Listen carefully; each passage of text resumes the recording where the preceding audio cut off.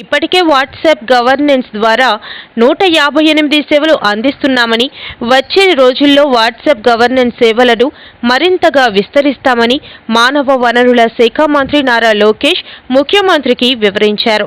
Voice enabled సేవలతో పాటుగా ప్రజల ఫీడ్బ్యాక్ని కూడా వాట్సాప్ ద్వారా అందించేలా చూడాలని ముఖ్యమంత్రి సూచించారని మంత్రి పార్థసారథి అన్నారు.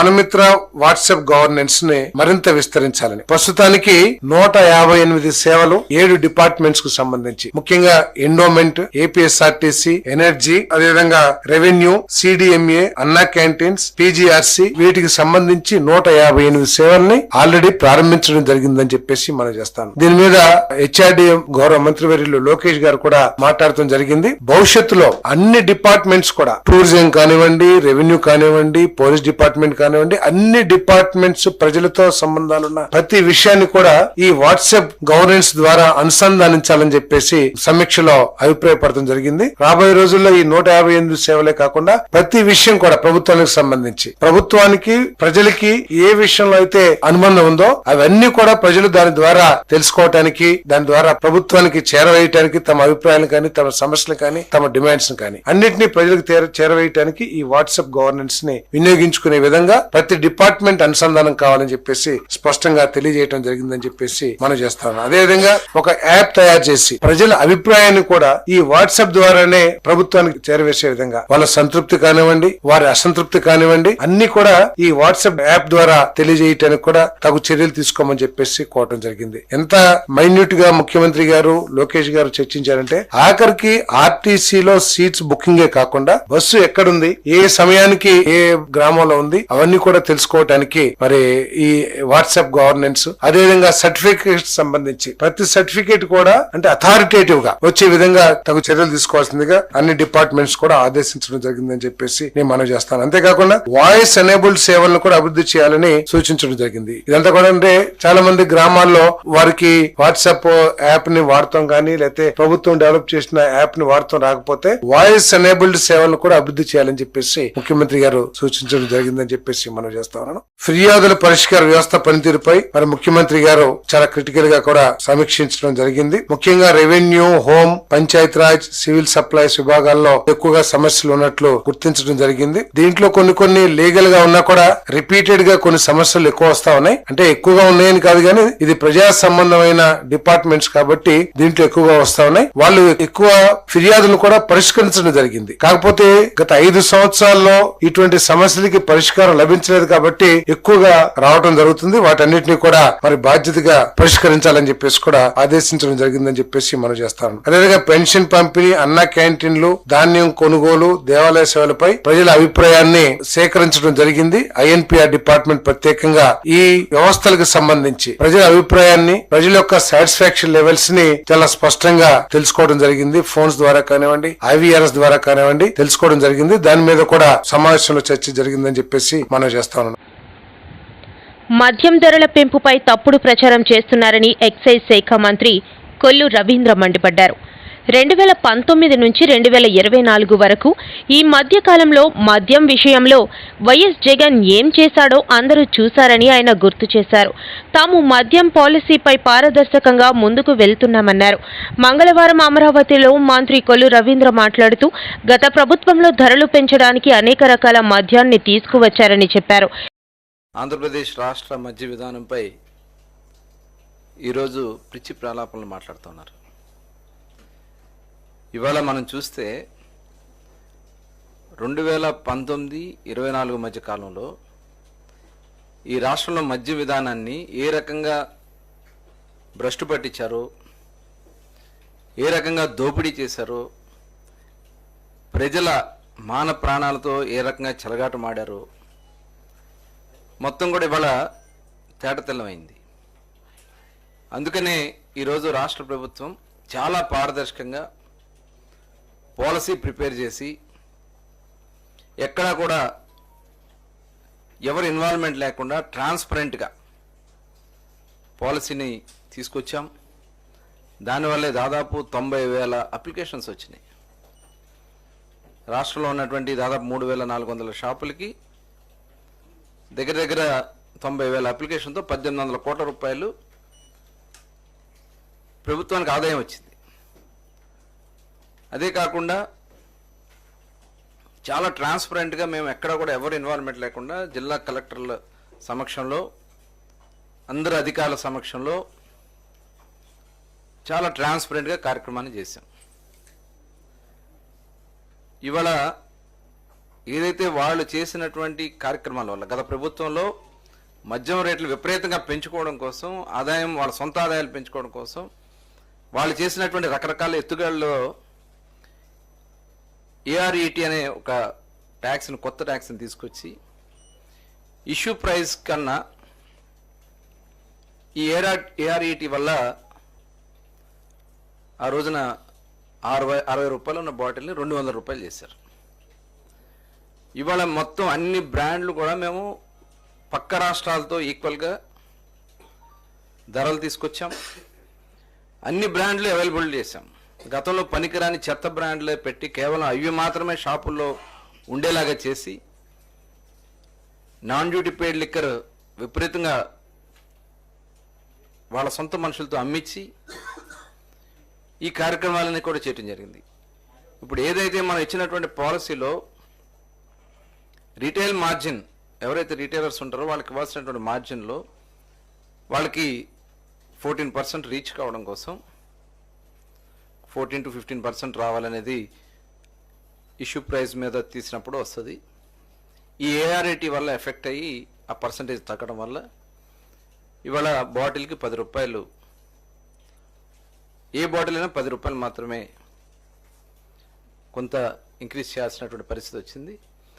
దీనివల్ల ప్రభుత్వానికి దాదాపు ఏఆర్టీ సవరణ చేసి మార్జిన్ 14% పెంచడం ద్వారా ఏకంగా 1,000 కోట్ల రూపాయలు తన నివాసానికి వెళ్లేలా సీఎం చంద్రబాబు రూట్ మ్యాప్ వేసుకున్నారని మాజీ మంత్రి కాకాని గోవర్ధన్ రెడ్డి అమలు చేయకపోవడమే కాకుండా ఇచ్చినటువంటి హామీలకు వ్యతిరేకంగా భిన్నంగా ఈరోజు వ్యవహరించేటువంటి చంద్రబాబు నాయుడు తీరుని ప్రజలు తప్పుపట్టేటువంటి పరిస్థితి ఏర్పడింది. దానిలో ఈరోజు అనేక రకాలైనటువంటి స్కామ్లు మనం చూస్తున్నాం. అనేక రకాలైనటువంటి ఈ పరిపాలనలో పొరపాట్లు ప్రజలు అందరం గమనిస్తున్నాం. ప్రతిపక్ష పార్టీగా వైఎస్ఆర్ కాంగ్రెస్ పార్టీ ఎప్పటికప్పుడు చంద్రబాబు నాయుడు అనుసరిస్తున్నటువంటి ప్రజా వ్యతిరేక విధానాలని ప్రజల్లోకి తీసుకెళ్లేటువంటి ప్రయత్నం జరుగుతుంది. ఇప్పుడు మరలా చంద్రబాబు నాయుడు గారు లిక్కర్ రేట్లకు సంబంధించి బాదుడు కార్యక్రమాన్ని, ఎందుకంటే చంద్రబాబు నాయుడు బాదుడు కార్యక్రమం కొనసాగింపులో భాగంగా లిక్కర్ రేట్లకు సంబంధించి నిన్ననే జీవో ఇష్యూ చేశాడు. ఈ రోజు నుంచి ఆంధ్ర రాష్ట్రంలో లిక్కర్ రేట్లు పెరగడం జరిగింది. ఈ ఒక్కసారి మనం చూస్తే జగన్మోహన్ రెడ్డి గారు ముఖ్యమంత్రిగా ఉన్నప్పుడు ప్రభుత్వ రంగంలో, ప్రభుత్వ ఆధీనంలోనే ఈ మద్యం దుకాణాలన్నీ నడిచేవి. దానివల్ల వచ్చేటువంటి ఆదాయం ఏదైతే ఉందో అది మొత్తం ప్రభుత్వానికే వచ్చేటువంటి పరిస్థితి ఉండేది. కాబట్టి దానికి మొట్టమొదటి స్కామ్ ప్రభుత్వ రంగంలో ఉన్నటువంటి, ప్రభుత్వ ఆధీనంలో నడిచేటువంటి మద్యం దుకాణాలని ఒక పథకం ప్రకారం ఎత్తివేయడంతో చంద్రబాబు నాయుడు ఈరోజు దీనికి సంబంధించి లిక్కర్ స్కామ్కు సంబంధించి మొట్టమొదటి అడుగు వేయడం జరిగింది. ఎత్తివేసిన తర్వాత మొత్తం వాటిని ప్రైవేట్ వ్యక్తులకి కట్టబెట్టేటువంటిది. అంటే ప్రైవేట్ వ్యక్తులు అంటే తనకి సంబంధించినటువంటి టీడీపీ వాళ్ళకి కట్టబెట్టేటువంటి ప్రయత్నం చేయడం జరిగింది. ప్రభుత్వ ఆధీనంలో ఉన్నటువంటి షాపుల్ని తీసేసి ఎత్తివేసి ఆ ఉద్యోగుల్ని తొలగించి దాన్ని తనకు సంబంధించినటువంటి వ్యక్తులకు ఇచ్చినటువంటి పరిస్థితి. అంటే దాని ఉద్దేశ్యం ప్రభుత్వం నష్టపోయినా పర్వాలేదు కానీ టీడీపీకి సంబంధించినటువంటి నాయకులకి, కార్యకర్తలు జోబులు నింపాలి కాబట్టి ఆ సంపాదన వనరుల్లో భాగంగానే ఆయన పాపం ఈ మద్యాన్ని కూడా ఎంపిక చేయడం జరిగింది. ఇప్పుడు దీంట్లో టెండర్లు వేసేటప్పుడు ఒక మార్జిన్ ఏర్పాటు చేశాడు.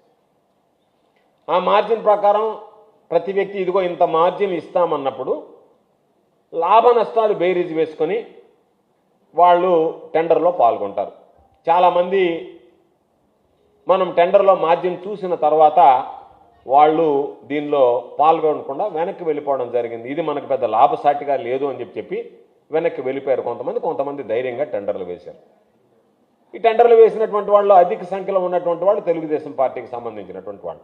అయితే టెండర్లో ఒక మార్జిన్ పెట్టి టెండర్లు ఖరారు చేసి ఆ టెండర్దారులు కొనసాగేటప్పుడే వాళ్ళకి మార్జిన్ పెంచడం అనేటువంటిది ఇదొక మరొక పెద్ద స్కామ్ అనేటువంటిది ఈ సందర్భంగా మీ అందరికీ కూడా తెలియజేస్తున్నాను.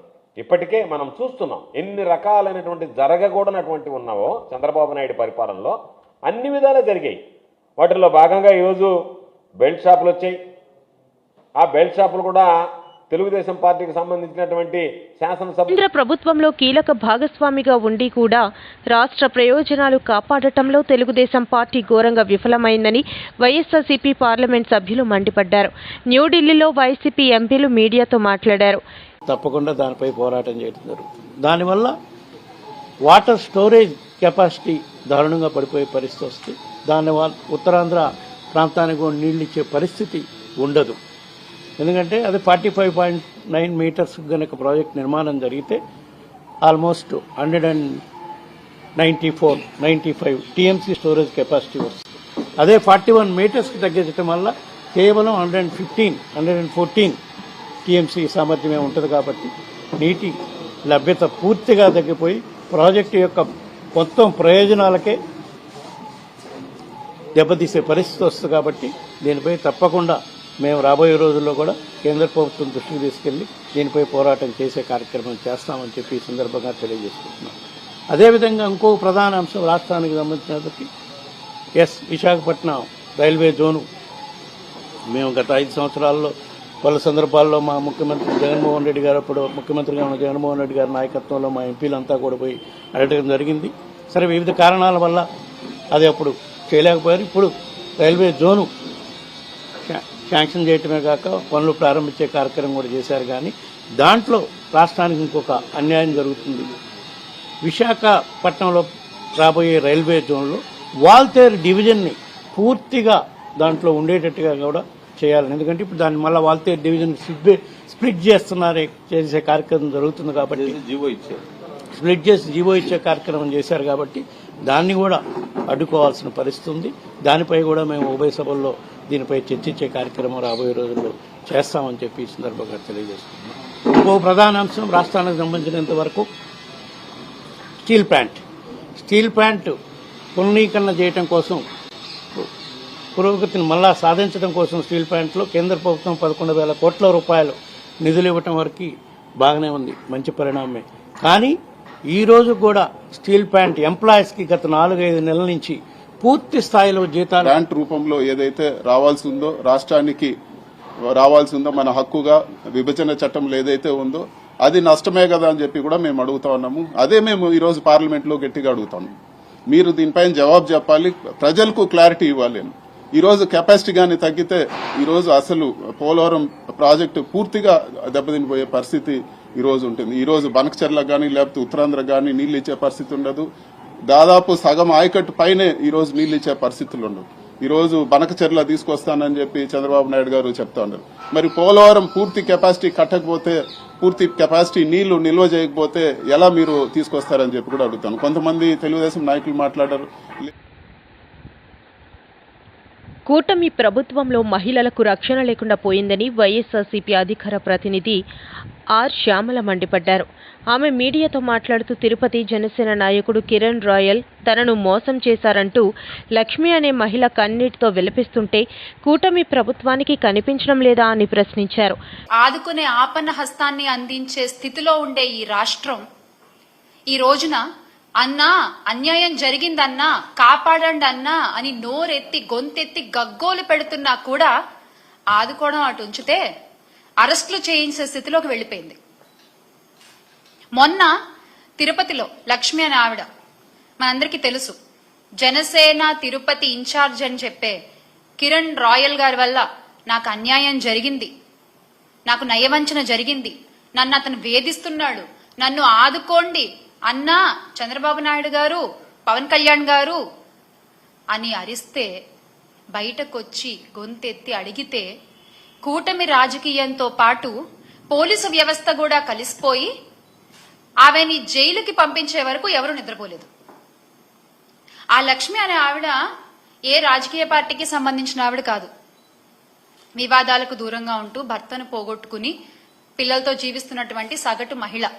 ఆమెకు జరిగిన అన్యాయాన్ని గుర్తెరిగి ఆమె బయటకొచ్చి దాని నుంచి బయటకొచ్చి మళ్లీ తన కుటుంబ జీవన పోషణ కోసం తనకు జరిగిన అన్యాయం నుంచి బయటపడితే తను ఆ కిరణ్ రాయల్కి ఇచ్చినటువంటి 1,30,00,000 తనకి తిరిగి వస్తే అది తన కుటుంబానికి ఉపయోగపడతాయి అని చెప్పి నమ్మి ఈ కూటమి ప్రభుత్వాన్ని సహాయం అడిగితే ఏం చేశారండి? మీరిచ్చిన తీర్పు ఏంటి? ఆవిడ అరెస్ట్. అంటే బహిరంగ సభల్లో అధికారులతో సమావేశాల్లో మీ మాటలు కోటలు దాటుతాయి. మహిళలకి ఏమన్నా అన్యాయం జరిగితే కడుపు రగిలిపోతుంది, కడుపు తరుక్కుపోతుంది. మహిళల safety is my utmost priority అని మాట్లాడినటువంటి గొంతులు ఈ రోజున ఎందుకు ఒక్క మాట కూడా మాట్లాడట్లేదు? మీ పార్టీ నాయకుడేగా. ఎందుకని? అంటే ఇవన్నీ మాటల వరకేనా? చేతల్లో ఇవేం కనబడవా? ఒక ఆవేశం అదంతా ఏమైపోయింది? ఈ రోజున ఆవేశం అంతా ఏమైపోయింది? లేకపోతే ఏమన్నా డ్యూటీ దిగారా? చెప్పండి. జస్ట్ అంటే ఏమైనా గ్యాప్ తీసుకున్నారా? మళ్ళీ మీరు డ్యూటీ ఎక్కాక ఇవన్నీ చూస్తారా? రాజకీయ ముసుగులో ఒక మహిళను వంచి మోసం చేసి, అంటే ఎంత సిగ్గు విడిచి ఆమె బయటకు వచ్చి ఇదంతా జరిగిందంతా చెప్పి 30 సవర్ల బంగారం తీసుకున్నాడు, మా అధికారి వస్తున్నాడు, 1,30,00,000 నాకు కావాలి అంటే అత్తగారి నుంచి వచ్చిన ధనాన్ని, నగదుని, బంగారాన్ని ఆ లక్ష్మి అనే ఆవిడ ఆయనకి ఇస్తే ఆయన ఈ రోజున మాట్లాడే మాటలేంటి? తిరిగి అడుగుతున్నందుకు గొంతు పిసికి చంపేస్తా, నీ పిల్లలు పెద్దవాళ్ళు అయ్యారని ధైర్యంతో మాట్లాడుతున్నావా, వాళ్ళ కాళ్లు విరిచేస్తా. ఏ పోలీసు? తిరుమల శ్రీవారి లడ్డు వ్యవహారంలో సిట్ జరిపిన అరెస్టులకు సంబంధించి రిమాండ్ రిపోర్టుల్లో ఎక్కడా లడ్డూలో కల్తీ నెయ్యి వాడినట్లు పేర్కొనలేదని టీటీడీ మాజీ చైర్మన్, వైఎస్ఆర్సీపీ రాష్ట్ర అధికార ప్రతినిధి భూమన కరుణాకర్ రెడ్డి స్పష్టం చేశారు. నలుగురిని అరెస్టు చేసి రిమాండ్కు పంపింది. ఆ రిమాండ్ రిపోర్టులో ఎక్కడా లడ్డూకు వాడినటువంటి నెయ్యి కల్తీ కాబడ్డది అని ఒక్క వాక్యము కూడా వాళ్ళు పేర్కొనలేదు. కానీ తెలుగుదేశానికి సంబంధించినటువంటి మీడియా, తెలుగుదేశాన్ని మోసేటువంటి బోయీలు, సోషల్ మీడియా, వాళ్లను మోస్తున్నటువంటి సోషల్ మీడియా ఒక వర్గము, వీళ్ళంతా కూడా నెయ్యి కల్తీ జరిగిపోయింది, సాక్షాత్తు టీటీడీ చైర్మన్తో సహా నెయ్యిలో కల్తీ జరిగిందని చాలా గొప్పగా చెప్పుకుంటూ మా హయాంలో అంతా పాపాలే జరిగినట్టుగా ప్రచారం చేసుకుంటున్నారు. ఆశ్చర్యంగా సిట్ ఇచ్చినటువంటి రిమాండ్ రిపోర్టులో ఆ నలుగురు నిందితుల్ని చేర్చి ఎక్కడా కూడా ఆ విషయాన్ని ప్రస్తావించకపోవటము, బోలే బాబా డైరీ, వైష్ణవి డైరీ మరియు ఏఆర్ డైరీలకు సంబంధించినటువంటి వాళ్ళ నిర్వాకంలో జరిగినటువంటి తప్పులను, వాళ్ళు చేసినటువంటి మోసాన్ని చెప్పటమే జరిగింది తప్ప ఒక్కటంటే ఒక్క వాక్యం కూడా సుప్రీంకోర్టు చేత నియమింపబడ్డటువంటి సిబిఐ ఆధ్వర్యంలోని సిట్ ఎక్కడా కూడా నెయ్యిలో ఆవు కొవ్వు, పంది కొవ్వు కలిసినట్టుగా ఒక్కటంటే ఒక్క పదము కూడా లేదు. కానీ ఈ రాష్ట్ర ముఖ్యమంత్రి చంద్రబాబు నాయుడు గారు తన ప్రభుత్వ 100 రోజుల పండుగలో సెప్టెంబర్ 20వ తారీఖున పాపిస్టి వైసీపీ ప్రభుత్వ హయాంలో సాక్షాత్తు దేవదేవుడైనటువంటి ప్రసాదంలో నెయ్యికి బదులుగా ఆయన అన్నటువంటి మాట, నెయ్యికి బదులుగా యానిమల్ ఫ్యాట్ వాడినారు అని. ఆ మరుసటి రోజు దానికి పొడిగింపుగా నెయ్యిలో పంది కొవ్వు, ఆవు కొవ్వు కలిపారని ప్రచారం చేసినారు. అది మొత్తం 100 కోట్ల మంది హిందువుల యొక్క మనోభావాలను దెబ్బతీసి హిందువులంతా